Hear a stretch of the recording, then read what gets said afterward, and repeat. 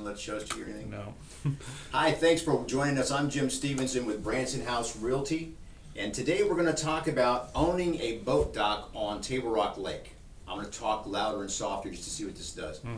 A lot of people have a misconception, especially if you're from an area outside of Missouri where you're not used to what we define as an Army Corps of Engineers lake, as thinking that if you come to the area and purchase a piece of lakefront property, you automatically have the ability to go to the water and put in a boat dock.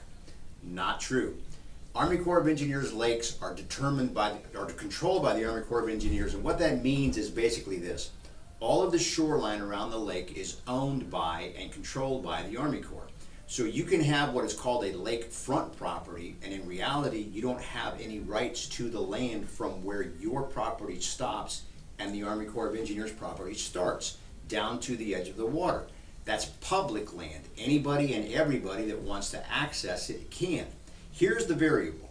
When you have a piece of property that touches the Corps, that's private to the extent that I can't come down your driveway to gain access to that Corps property. I'd have to trespass over your private property to accomplish that.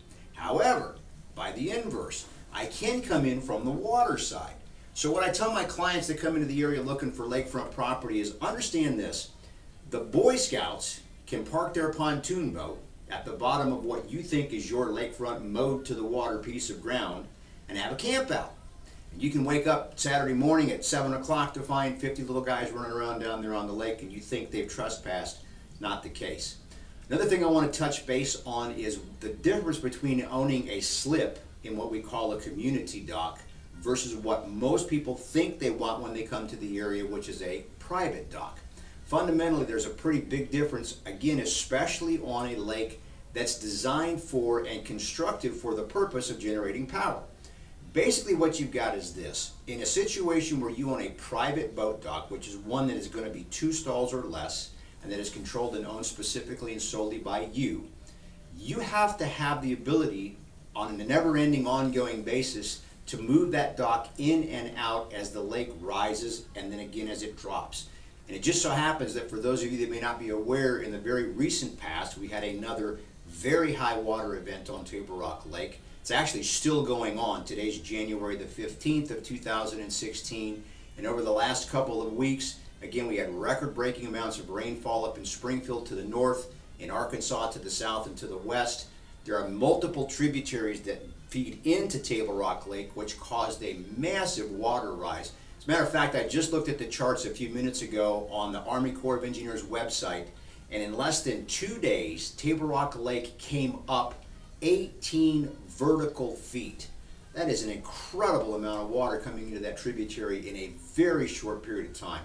Basically what that meant was this. If you have a boat dock that's anchored to the shore, and most of the docks on Table Rock, just to give you a bit of an idea as to how it typically works, you'll have the shoreline. Let's just say for sake of argument that the base of this board here, I'll put it up here so the camera can see it, is the shoreline. That's where your dock is anchored. A lot of times what people will do is they'll take old axles out of a car, drive them into the ground, and use them as points to which they attach cables. Those cables will then go out to the shore side of the dock on either corner. And then out in front of the dock, out in the water, we have what are called dead men.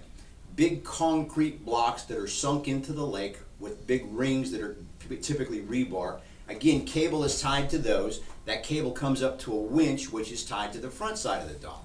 So what happens is, as the lake level rises and lowers, and the shoreline goes further out or comes further in, you need to move the dock from one place to another in order to accommodate the level of water flow. So again, back to the private dock versus community dock scenario, why that could be very important to you, particularly if you're looking at purchasing a home as a vacation home or just a summer home, for example. Every time that lake comes up and down, that dock has to be relocated.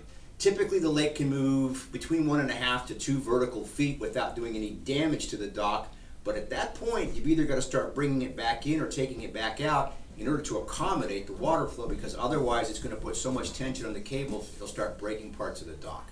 So what you then have to do is go down to the water, loosen the winches that are on the shore side, for example, to take the dock out, tighten up the cables that are on the lake side, and move the dock vertically back and forth. So again, thinking about it this way, if over a 2-day period of time you had Table Rock Lake, now again, this is a record-setting event, I don't want to make it sound like you're going to do this every weekend, but you had again an event where you had the water come up 17 feet in 2 days.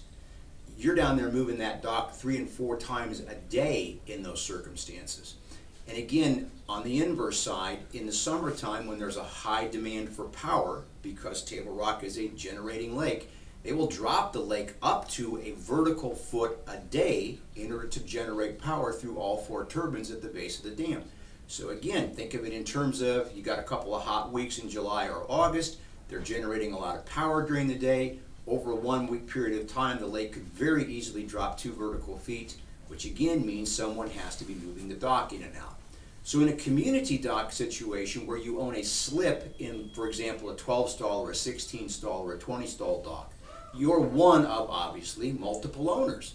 That simply means you pay a fee on an annual basis and someone else takes care of the physical moving the dock in and out.